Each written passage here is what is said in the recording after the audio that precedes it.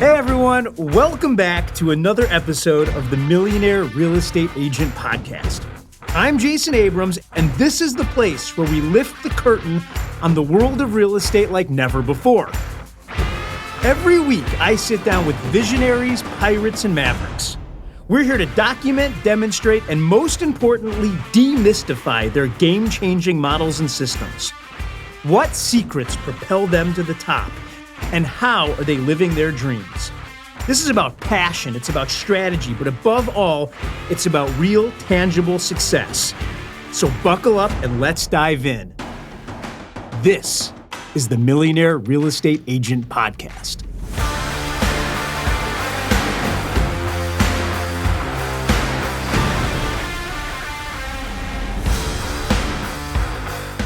Have you ever heard of the book War and Peace? If you have, I would argue that the title could have been improved, and improve on it today we shall. Friends, if I was titling this show, it would be called From War to Peace to Prosperity. You are about to meet a solo agent hailing from the great state of California that does $40 million year in and year out. What's incredible about his story is he survived a war. You see, he was from Baghdad, Iraq. And after making his way out of that country during armed conflict, he manages to end up in California. And the life that he has carved is one that we can all marvel at. He became an absolute expert in how to use Facebook to generate some of the highest converting buyer and seller leads that I've documented. Friends, you are going to learn exactly how to do that. Sit back and buckle up. This is Adam Hammodat. Adam, how are you, sir? I'm doing great, man. Thank you so much for having me here. It is an honor for us to have you. My friend, you are a solo agent that does an absolute ton of business, and we're going to unpack it in great detail. Before we do, I want to go all the way back. I want to understand how you found the greatest industry in the world. And I'd like to start in Iraq. Adam, when were you born? I was born in 1980 in Baghdad, Iraq. This is where I grew up until I was 25, actually. What's growing up in Baghdad, Iraq like at that time? We lived a great life. I had a great childhood. Things were going normal. And I guess like when people they haven't been to Iraq or haven't visited, they don't understand what is it like over there. And I think it was safe. People live a steady life, very mellow. And there's like a great social life. I think you don't feel like anything changes unless you lose the safety and the stability in the country. And so that sort of happens in 2003. When war comes to your front doorstep, what is that like? Did you get pre-warning? Did you just hear it? I mean, what's it like? I think they almost gave Iraq almost a year of like, we gonna come, it's gonna happen. So most of the people were expecting that something is gonna happen. And they were, I would say, like prepared to a certain extent as far as food and shelter. So when bombs actually start falling in 2003, is it terrifying? It's very terrifying. We actually lived behind like a freeway, which that was the route where like the troops took to go into Baghdad. So we had to leave that home and we went to our second home in the middle of the war. What's that like? Because you don't know if you're ever going to see your home again. I guess most of the people were thinking like it's either going to be like too bad or too great. Because they were thinking like life is going to be better, but we're just going to go through it for a certain period of time. So conflict happens, and ultimately, thank gosh, you survive. What happens next? There was a lot of chaos in my town. You know, I had to finish college. It was 2 more years for me to finish college before I can do anything. We grew up in a very educated family. I'm from a family with doctors and engineers. I'm the only business guy in the family. So it's a must that I finish college. Those were the 2 years that we saw like the true instability. Like we saw what we missed and we saw how good life was prior to the war. That's so interesting because this idea that life was calmer, or in your words, better before the war, when Saddam Hussein is in power, and then you have this battle, might be difficult for some folks here to understand. But after conflict, there was immediate confusion. And I'm not referring to like favoriting like that regime, but I'm just referring to like the average person's life. When you have food on the table and you have safety, I think that matters more than anything else. Yes. And this is what people missed after the war for a certain period of time, for a good maybe like 5 to 10 years. And you're in school for 2 of those years. Are you thinking about real estate at all at that point in your life? Not at all. What are you studying? Young kid, I was studying IT. So I graduated from an IT. So you graduate, then what happens? The first thing I did was I wanted to take a vacation because it was 2 years of like a lot of intensity and moving. And so I went to Jordan for a couple of months, and it was just a vacation with a couple of my friends. And things got really bad in Iraq that my dad told me, just stay there. You can't come back. It's way too dangerous. So you leave to go on vacation.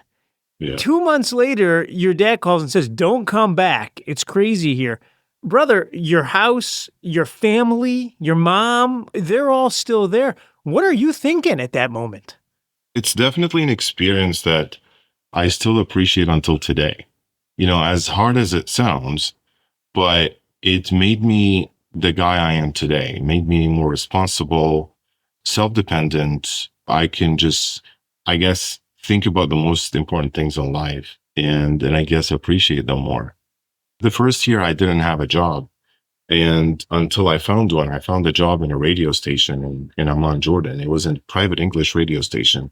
I grew up playing music. I'm a huge Beatles fan. And one of my friends recommended that I submit an application over there. Here I am in a radio station, a DJ in a radio station in Jordan. Did you love the job? It was amazing, man. And I quickly became like the assistant manager of the radio station, in charge of the whole music of the radio station, doing the schedule, the ads, and they made me more involved in the sales and the marketing.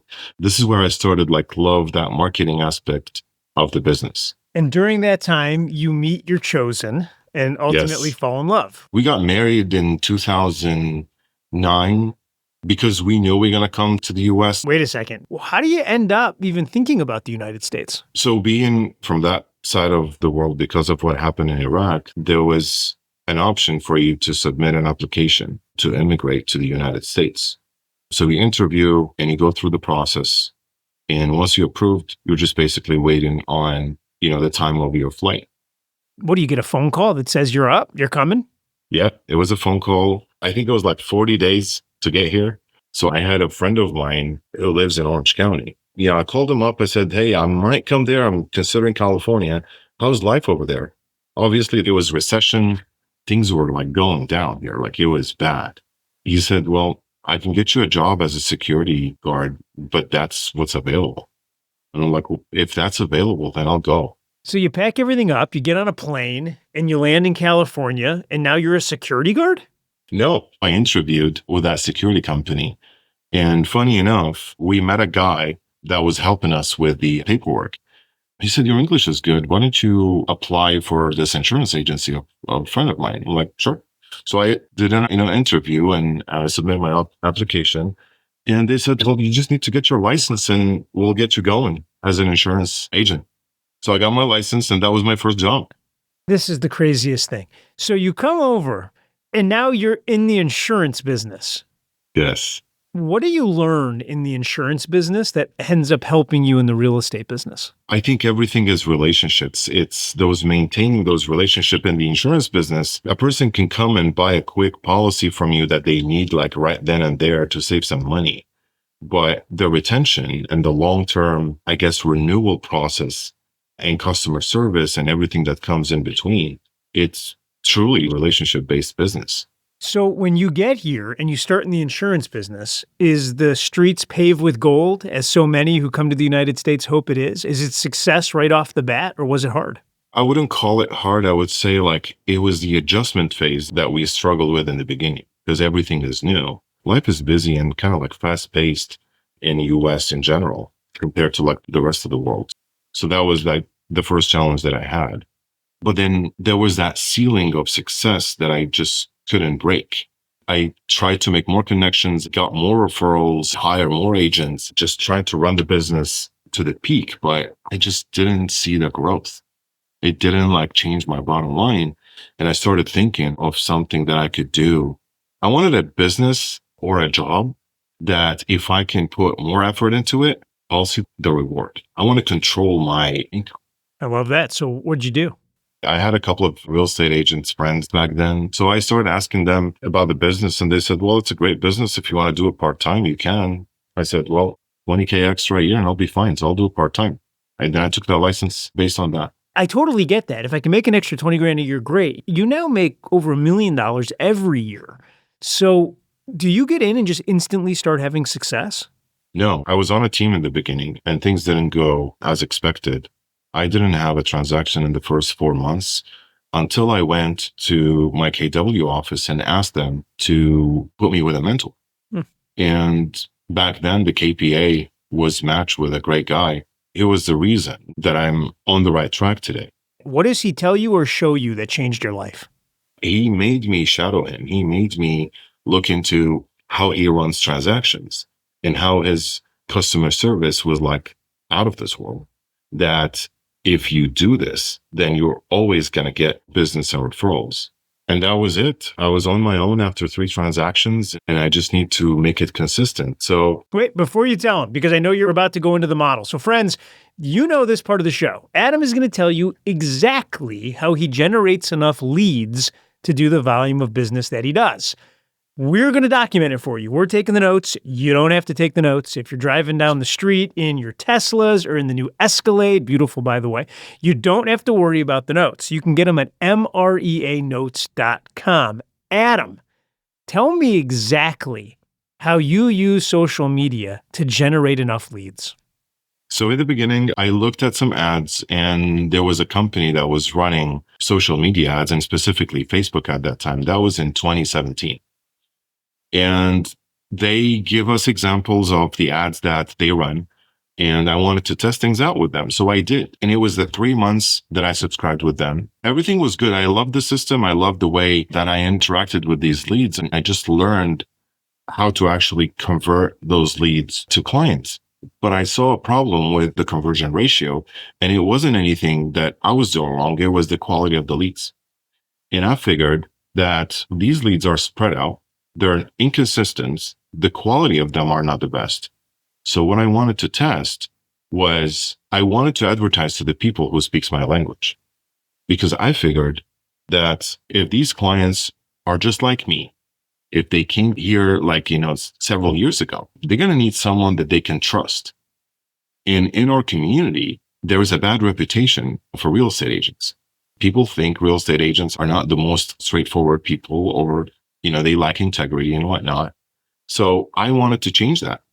So you identified this idea that you can generate leads at scale on social media. And then you decide that in order to raise the quality of the lead, you want to communicate with people in, quote, your language. When I say that, you don't mean your values, you mean in Arabic. Yes. Why? I figured there's 2 things that I can do while generating leads. One is to actually get the leads that are motivated, that are going to buy and sell real estate now. And second of all, I'm going to show up in front of them all the time, whether they're going to buy today or later. My ads are staying over there in front of them all the time, top of mind. I can be in front of them, giving them my value proposition. And so that'll not only help me get the leads, but I'm also marketing to them at the same time, if that makes sense. Yeah, see, this is a big idea for me because ultimately step 1 of your process is what's your niche market? Social media speaks to everybody. Your niche market was people that speak Arabic. And I believe your thinking was you'll either have A, a similar background, B, you'll be connected by language, or C, you're actually mirroring their experience. And I think people will want to have a conversation about business if they like you, but if they trust you, they'll do business with you. And that's all it took. It's trying to initiate that trust. And I think social media is really good with that because people are looking at you, you're seeing your body language and seeing your track record, what you did. You can do those reels and those posts every day. And this could be more like your showroom, right? Those ads are going to be acting like your sales reps. So they're going to go find those clients and bring them in front of you. then they'll come to your page. They're going to look at your business page or Instagram or Facebook, and they want to see some track records and they want to see some value. They want to like know you in few minutes. So let's go through this. So step one is identify your niche. You decided to go after people that speak Arabic and are in a certain geographic area. You told me that step two was to craft the message. Yes. And figure out what problem you were going to solve for them. What do you mean by that? In the beginning, I only introduced myself and advertised basically my services. But then when I heard Gary talked about loafers, I went back and I created those messages. I wanted to see what problems do they have in the current market right now and create videos around them. So address the problem and create a loafer around it, and then give a call to action for them to contact me so we can solve that problem together. So walk me through an example of this. Pick a problem and then tell me what you might do with it. So when interest rate went up, programs like the 2-1 buy down or 3-2-1 buy down showed up. So people were scared to get interest rate that are almost doubled what they saw 2 years ago. So my videos were, we have programs that can lower down your interest rate for a year or 2 years or 3 years. And that could be the door for you to home ownership for now. And then you can go from there. And you're doing this in Arabic. You actually have Arabic words written under you in the video so that they can read and they can listen to you. Walk me through the actual ad itself, because you're not hiring editors and doing B-roll, and you're not doing any of those things. This is a very simple approach. How long is one of your videos? Usually between 10 to 15 seconds. It's straight to the points. And you're just basically, again, like you're addressing it. Like the other one, which is pretty effective, there's no website that can combine all the new construction in our market. So I'm out there all the time. I know what new builds are out there. I have them in sheets. So I say, if you want to get all the new construction in your city or in your county, you just need to contact me. And then they click a button, they put their information, name, email, and phone number, and it'll be sent to me. It's important, if you're going to run this model, that you consult with local attorneys and make sure that your opt-in for these communications is 100% compliant. So Adam, You've chosen your niche, you've created your message, you've then done the next step, which is create the solution to the problem. In the example you just gave, you've aggregated all of the new construction information. In the first example, you've come up with the mortgage hacks to help them save money. So you're presenting a specific problem and then offering them a specific solution. Is that right? Yeah, that's correct. Then you told me the next step is to follow up quickly. Actually, it was funny in the pre-interview, you said people make it to this point and then the wheels fall off the wagon. What do you mean by that? The first ad that I did, I didn't even get to call people on time because like people were actually calling me. My phone was like blown up. But then we quickly figured out that people will forget that they clicked on a message. So the people that we didn't contact in the first few days were like, oh, I don't remember clicking on your message. Maybe I did. And some of them will do.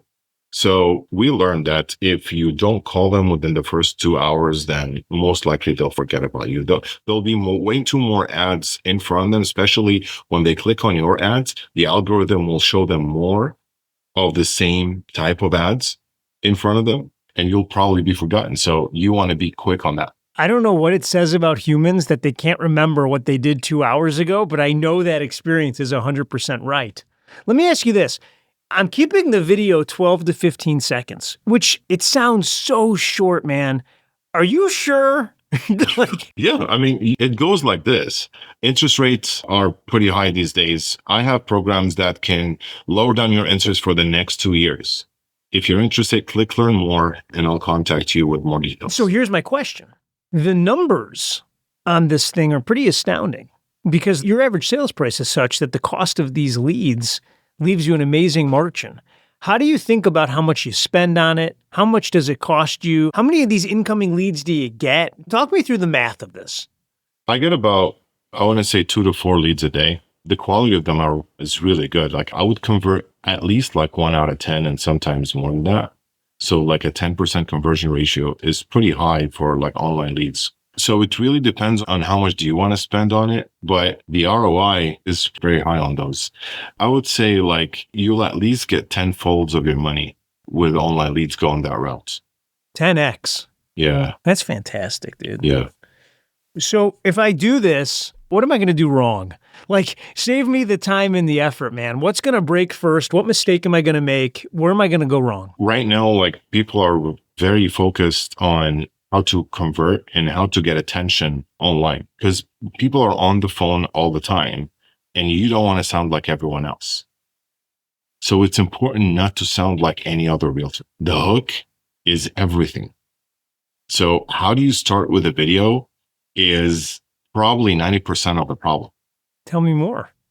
So if you're going to sound like, hi, my name is Jason, I'm a real estate agent, and like you spending like 10, 15 seconds, and I think their attention span is no more than 3-4 seconds. So they'll figure out, oh, this is another real estate ad. I'm not interested. But if you get to the problem quickly and get to the point right away, this is when you get their attention. Genius. Dude, that of everything we've talked about, that's a piece that every single person can go put into effect right now in their business. That's brilliant. Does this work better for sellers or buyers? Usually for buyers, because the algorithm will help the buyers more since they're on apps like Zillow, Redfin, and whatnot, those like search apps. So the algorithm will suggest more of the same content they're browsing online.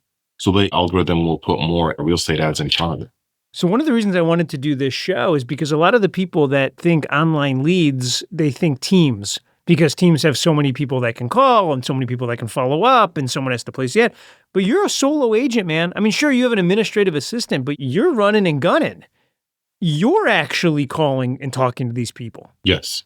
I figured that those connections that you build, they don't necessarily convert the same day. Maybe they'll convert in like 2-3 months, and maybe they convert in 6 months. But that first connection, once they feel like you're genuine and you're coming out of contribution, you really want to help in the end of the day in their homeownership journey, then you establish some sort of trust that they probably want to come back and do business with you more. You definitely can have an ISA, and I do have that. But I feel that conversion from the agent, because they're seeing your name and you're talking to them at the same time, they saw your track record. There's so many pieces that the agent will do in the marketing that will be connected when you talk to the client.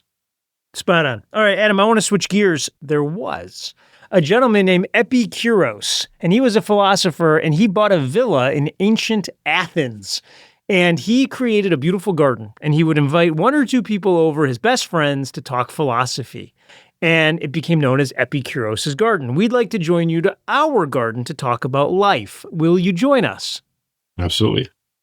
It isn't lost on me that you fled your home because of conflict. And today you help people buy homes. Is there a connection there? And what does the word home mean to you? I think home is a feeling. It's a place where you express yourself when you feel like you're being yourself around the people you love. And that's home to me. Like, it's never the location. It's more like what those memories look like, what those times that you're living looks like. Well, that's, to me, that's home. You and your wife have been on an amazing journey together. You have kids, you run a big business, y'all came from one half of the globe to the other half of the globe.